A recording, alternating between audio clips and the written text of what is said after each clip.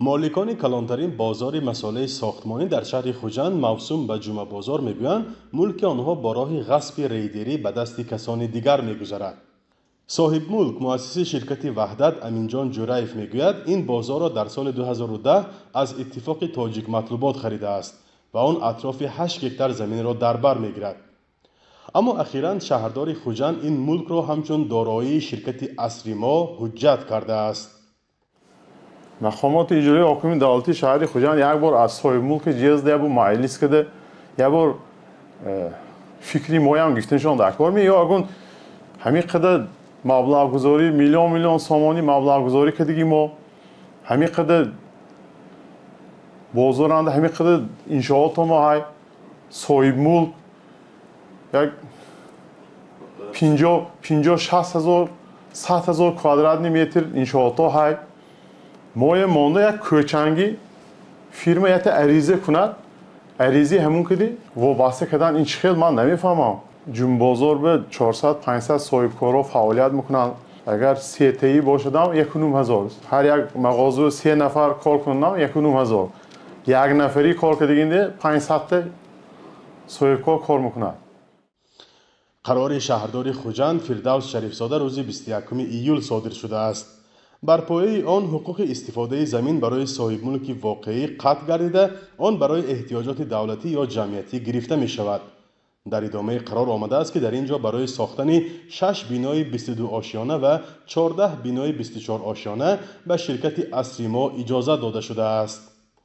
نمیدانم کدام قانون و ها ویران نکردگی اینجا یگان تا قانون رعایت کردگی نی تخ پاسپورت مال ملک های وای حجت های زمین های همه وای یگان خیلی ساختمان برفتاست اولکای حاضر اکو من نمیدونم کدام قانون و ها رعایت کردگی وقتی همین براده ساختمان رفتاست احتیاجات دولت باشد این جدی میگیرن این جدی میگیرن این صاحب کار گیرن این صاحب کار رو دادن احتیاجات دولت همین می احتیاجات دولت یگان استراتژیک ابیکت ها باشد یگان ماست راه میکردگی باشن یگان خیلی ابیکت های دولتی میکشتگی باشن صاحب ملک جیز ده زمینش به زمین ما موافق برابر خود زمین داده انشاءات ما کامپنساسیون داده ما از زمین دست میکشیم گفته عریضه مینویسیم ثانی من دولت به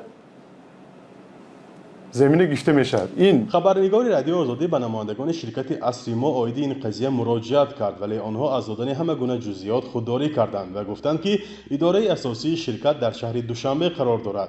نه سراغ شرکت را دادند و نه مالکان اصلی آن آماده صحبت با ما شدند. تصمیم ساختمان بلندآشانه ها در منطقه جمعه بازار از سوی این شرکت در حالی است که خود مالکان بازار از سال 2017 در اطراف آن به بنیاد خانه های استقامتی مشغولند و برای ادامه این اقدام سندهای اولیه را به دست آوردند. عدد 23 عدد بینای بلندآشانه نقشه گرفتیم.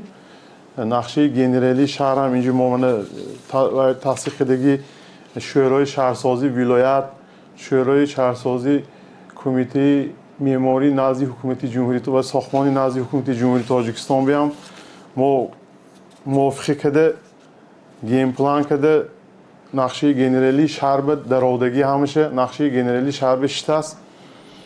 سنه 16 ایول دادگاه اقتصادی ولایت سوخت با دعوای جورایف امینجان همه گونه عملیات را وابسته به انشاءات موجوده منع کرده است. هرچند قرار شهردار خوجند بعد آن صادر شده است آخر هفته جاری قرار است مرافعه دیگر دادگاهی شروع گردد. اخیراً پرونده های دعوای زمین و مالکیت و هم رقابت های ناسالم در بین بیناکاران بلندآشانه ها در مرکز ولایت سوخت به اوج رسیدند. در گذشته عوض شدن صاحب ملکان بعضی از بازارهای سیرگردش تاجیکستان نیز باعث نگرانی ها گردیده بود. 5 سال پیش مجتمع پنجشنبه یکی از کهن‌ترین بازارهای آسیای مرکزی و از رمزهای شهر خوجند پس از 21 سال خصوصی شدنش با شیوه مرموز از دست به دست گذشت و شکایت‌های زیادی به بار آورد.